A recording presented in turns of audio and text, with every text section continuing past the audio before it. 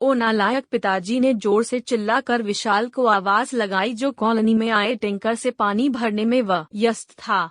गर्मी के दिनों में पानी की किल्लत के कारण 3 दिनों में ही टैंकर से पानी की आपूर्ति होती थी। आवाज सुनकर विशाल बोला, आया पिताजी।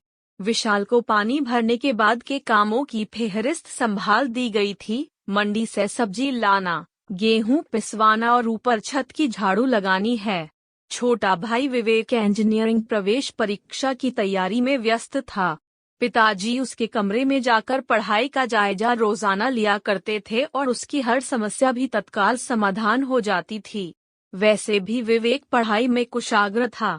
विशाल भी पढ़ाई में औसत दर्जे का छात्र रहा और उसने बीए कर नौकरी की तलाश जारी कर दिया था। कुछ दिनों बाद विवेक का परिणाम आ चुका था और वह अव्वल रैंक के साथ इंजीनियरिंग कॉलेज में चयनित हो चुका था। घर पर छोटे बेटे की सफलता पर उत्सव का माहौल था। पिताजी ने पूरे मोहल्ले भर में मिठाई बंटवाई थी। पैसों की व्यवस्था कर छोटे बेटे का दाखिला में इंजीनियरिंग कॉलेज में करवा दिया गया।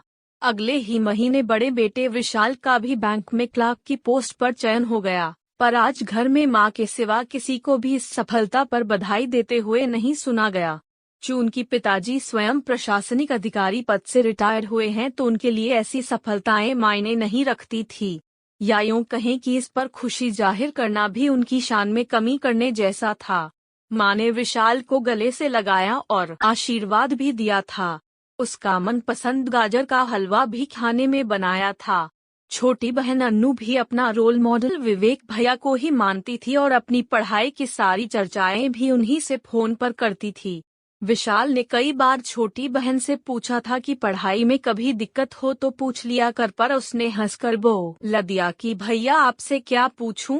विवेक की पढ़ाई पूरी हो चुकी थी और उसे अमेरिकन कंपनी ने अच्छे पैकेज पर न्यूयॉर्क ऑफिस दे दिया था। कुछ सालों में उसने वहीं शादी कर वहीं की नागरिकता के लिए अर्जी लगा दी। अब तो उसका घर आना भी वर्ष में एक ही बार होता था। विवेक ने फोन पर ही शादी की खबर बड़ी ई की मात्रा 1 वर्ष बाद ही बच्चे होने की खबर के साथ ही घर पर दी थी। पिताजी अपमान के भाव को मन के अंदर ही दफन कर खुशी से आशीर्वाद देने का अभिनय कर रहे थे। बाद में फोन के रिसीवर को मां को थमा सीधे अपने कमरे में चले गए। विशाल ने मां की पसंद से ही शादी की और उसकी पत्नी घर की सारी जिम्मेदारियों अनुसार को बखूबी निभा रही थी। पर कुछ दिनों से मां बीमार हो गई थी। डॉक्टर ने जांच कर बताया तो पता चला कि उनकी दोनों ही किडनी कमजोर हैं और कम से कम एक किडनी का ट्रांसप्लांट आवश्यक हो गया है। विशाल ने अपनी किडनी खुशी खुशी मां को दे दिया था। जब खबर विवेक तक पहुंची तो छुट्टी नहीं मिलने की मजबूरी बताकर आने में असमर्थता जता दिया। आज पहली बार पिताजी नालायक बेटे के गले लगकर फफक कर रो रहे थे।